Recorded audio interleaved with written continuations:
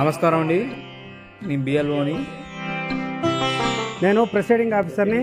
మీరందరూ నా పోలింగ్ సిబ్బంది. బిఎల్ఓ గారు, మన పోలింగ్ స్టేషన్కి 100 మీటర్ల దూరంలో ముగ్గుతోటి మార్క్ చేశారా? 200 మీటర్ల దూరంలో పార్టీ కార్యాలయాలు కానీ అభ్యర్థుల ఎన్నికల కార్యాలయాలు కానీ లేవు కదా? ఎన్నికల ప్రచార సామగ్రి మొత్తం తొలగించారా? అదేవిధంగా మన పోలింగ్ స్టేషన్కి ఉపయోగపడుతున్నటువంటి రూమ్లో రాజకీయ నాయకుల ఫోటోలన్నీ తీసేశారా? మన పోలింగ్ స్టేషన్కి సంబంధించి assured minimum facilities, ramp, water, furniture, electricity, toilets మొదలైన అన్ని ఫెసిలిటీస్ ఉన్నాయా? మెడికల్ సెంటర్ ఏర్పాటైందా? Water help desk ఏర్పాటైందా?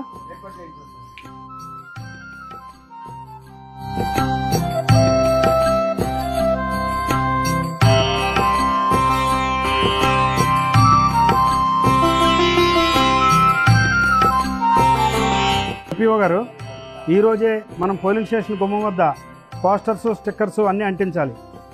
7A list of contesting candidates అంటించాం కదా.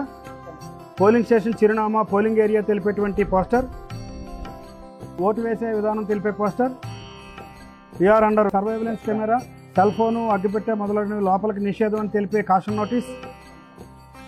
డియర్ పోలింగ్ స్టాఫ్, ఈరోజు సాయంత్రమే మనం అన్ని ఫామ్స్, కవర్లపై ప్రమోట్ అడ్రస్లు రాసుకుని ఒక వరుస క్రమంలో ఉంచుకోవాలి.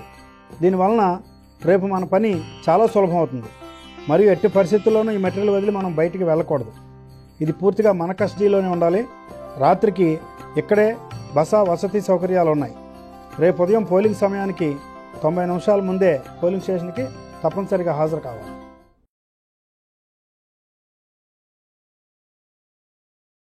సార్, పోలింగ్ ఏజెంట్లు వచ్చారు. ఫారంటన్ చూపించండి అమ్మా.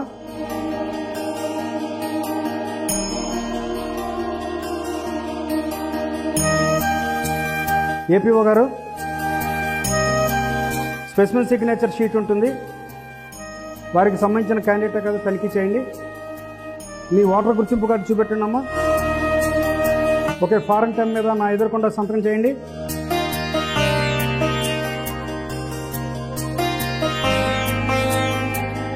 ఐడి కార్డులు తీసుకోండి.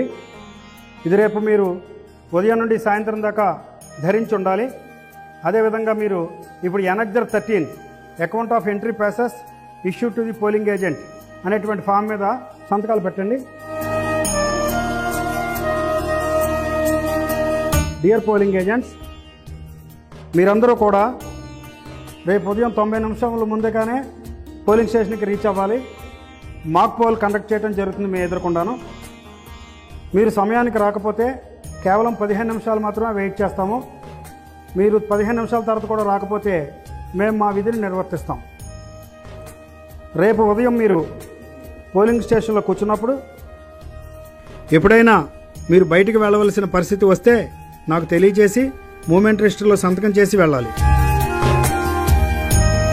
రేపు ఉదయం మీరు మీ స్థానాల్లో కూర్చోవడానికి ప్రత్యేకమైన ప్రోటోకాల్ ఉంటుంది. మొట్టమొదటిగా నేషనల్ పార్టీ పోలింగ్ ఏజెంట్లు, తర్వాత ప్రాంతీయ పార్టీ పోలింగ్ ఏజెంట్లు, ఆ తర్వాత registered but unrecognised political party ఏజెంట్లు, తర్వాత స్వతంత్ర అభ్యర్థుల ఏజెంట్లు ఈ వరుస క్రమంలోనే కూర్చోవాలి. లోక్సభ, శాసనసభ ఏజెంట్లు విడివిడిగా కూర్చోవాలి.